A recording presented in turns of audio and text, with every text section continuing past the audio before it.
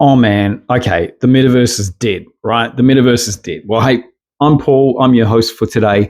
I don't feel like doing this video. In all honesty, I absolutely feel quite tired, quite burnt out. And that's because I have been developing hard for the Quest, for the VR device. And I have been building an application for 6 years that runs on the Oculus Quest. It is a metaverse title. In fact, it was one of the first metaverse titles. Oh, I just realized that someone else got a test that I was, sorry, I'm slightly going off piece there. I just realized why I might be feeling tired. I was hanging out at a conference last week, and someone said that they got one of those tests that has the 2 lines on it, and it's not the ones that mean that you're pregnant. And that may be why I may be coming down with something. All right, well, at any rate, if I'm still here in a couple of weeks, I was okay and I made it through. So, yeah, I completely lost my train of thought, but stay with me. It's going to come back.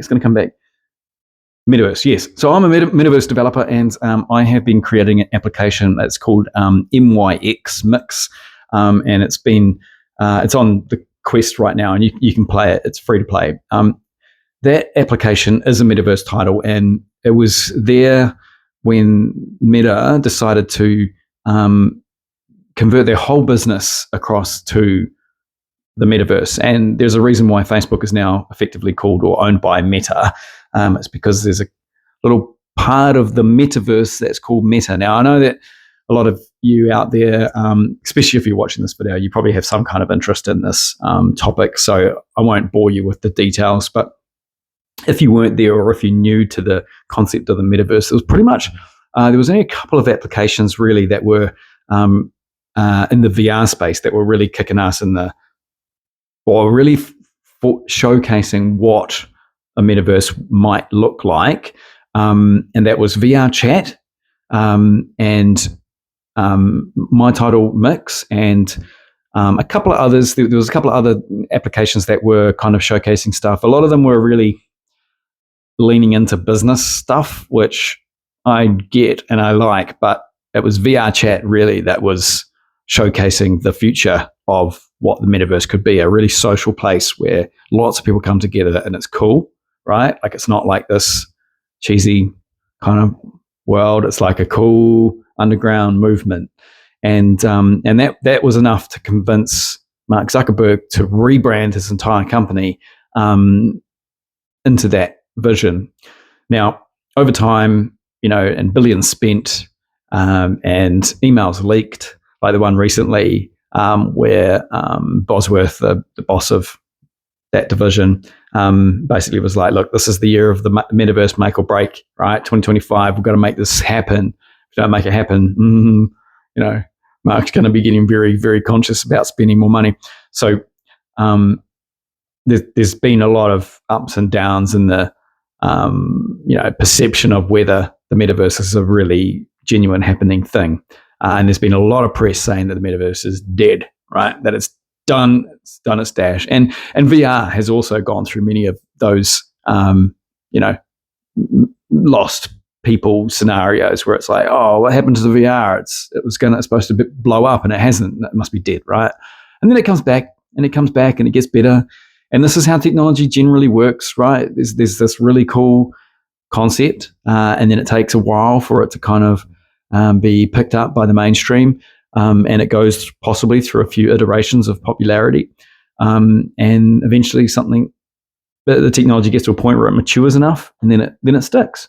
And we haven't quite got there with the metaverse yet, but I'm here to say that I know that it will stick, right? I know that it will stick for a multitude of reasons. Number one, this is the most important because it fucking has to, because I've spent a shit ton of money on making my metaverse application, and if it doesn't stick, then I'm going to lose a lot of money. So I'm banking on it.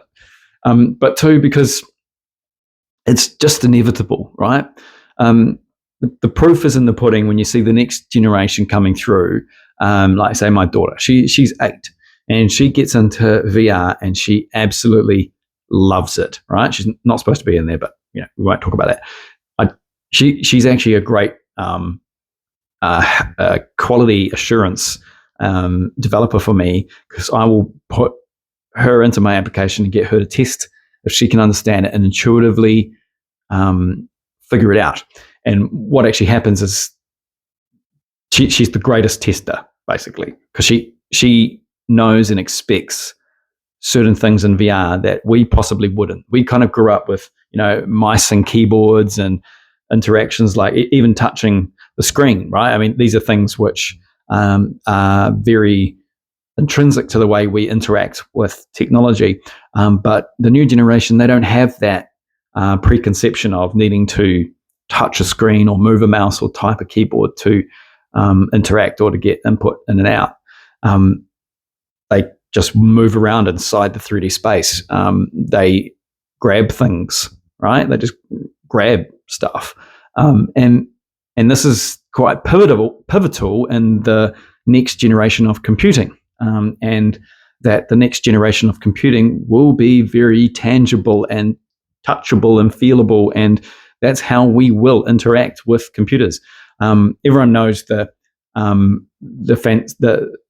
amazing Minority Report, or what's the term? It's a bit of pop culture fandom, the Minority Report, where he's kind of moving through the metaverse files with his hands, and Tom Cruise, and that element of interactivity in VR is what we have instinctively known for a long time, that we've become closer to the machine, and the machine has become more human. And in fact, we've both kind of merged together from both sides, and we're kind of hitting an apex as the machines and the computer interfaces and the capability and the want and the need from the human side to kind of interact and have that capacity to interact with the machine starts to take. What am I trying to say? Let me take a step back there. That was getting a little bit convoluted. I do apologize if that happens. Sometimes my brain runs faster than my mouth can talk. And hey, look, that's an absolutely perfect segue into what we're talking about. Sometimes my mind works faster than my lips can speak. That's pretty much the problem. You can only type so many words per minute into a keyboard. You can only move the mouse and click the button so fast, right? You can only kind of pinch and zoom and move stuff so fast with that. It's not the fastest communication methods. And a lot of the communication that we need to do with computing moving forward will be more intensive, or the rate of information that we can interact with the computer at, the information rate that we can communicate with the computer needs to be greatly improved. Now, this is a key reason why Elon Musk has created Neuralink, or is involved with Neuralink, and his premise with this product is that we need to be able to rapidly communicate through just brain impulses to keep up with the AI machines. AI has the superpower, but if you can only ask it one question at a time, or you can only get out as much information as your lips can kind of move, then your transmission rate, your communication rate is very low. So for us, it's critical that we have a communication method which is vastly more capable in terms of transference of information than we currently have through keyboards and mice and the like. And that will be through powerful communication methods that we already own, such as body language, right? Body language is a very, very powerful tool. And the thing that you probably don't realize, unless you spent time in VR, in a metaverse environment, in a social VR environment, is just how much information can be relayed purely by the person standing there, okay?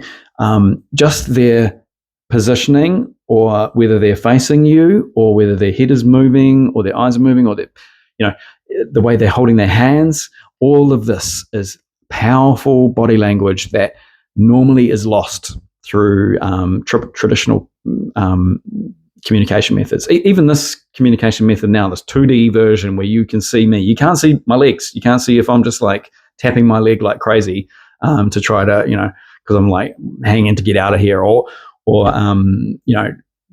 there's so many subtle clues and subtle gestures and elements that communicate information that a keyboard and a mouse just can't relay, right? So that's one of the key reasons that the metaverse will become a critical computing tool in the near future, is because it has the capability in VR to allow a more powerful communication method, which could involve our full bodies and the elements that our bodies can do all at once. So if I'm standing here and I'm like, right, you can get all this information just from the way that I'm holding my body and the things I'm doing with my eyes, and the way I'm using my voice, and all of these subtle nuances that we intrinsically, organically understand biologically, it can be leveraged to relay and communicate more information through that portal, through that system of the metaverse or VR, social VR. So that's one of the key reasons that will definitely become a powerful computing platform. And the other is that we kind of need something more 3D and spatial. So as it stands at the moment, we've got a 2D interface, like you're using it right now. You're watching me on a flat panel TV, right? And you cannot step into my room and go rustling through the junk in my office. You may not want to, but the fact you can't is the limiting factor. There's a screen in the way, right? Now, with VR, you actually can, in essence, remove the screen, or you are both teleported to a space where a screen doesn't exist. In reality, it does, but fundamentally it's not there. It may as well not be. You are free to move around inside this 3D spatial environment. Now, that is a critical step forward in the computing and, again, communication capability. We can be in the same space together rather than being separated with a piece of glass between us. And that opens up a whole plethora of opportunities in terms of communication, in terms of just the things that one can do inside this space. And once that genie is out of the bottle, and once especially businesses and families start to realize that, here's a good example. One of the things I like to really put forward when I'm selling the value of the metaverse is, when was the last time you shook someone's hand or gave someone a hug on a Teams call?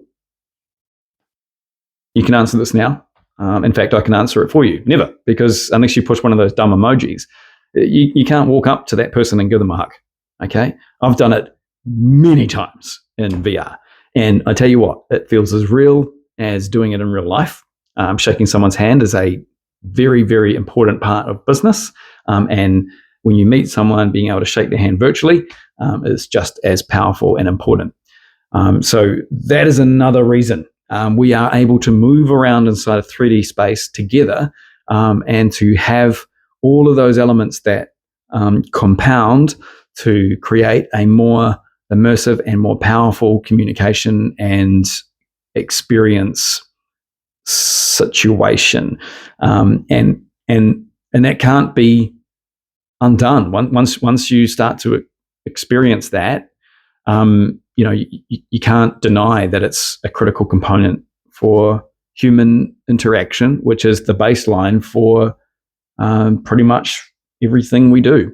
And look, as we move further into the AI future, it's very possible that one of the first things that actually pops up as critical to us as humans is our humanity, right? So as AI starts to take away our jobs and starts to take away what we perceive as our humanity, it may actually give it back to us in spades as we start to value and appreciate it more.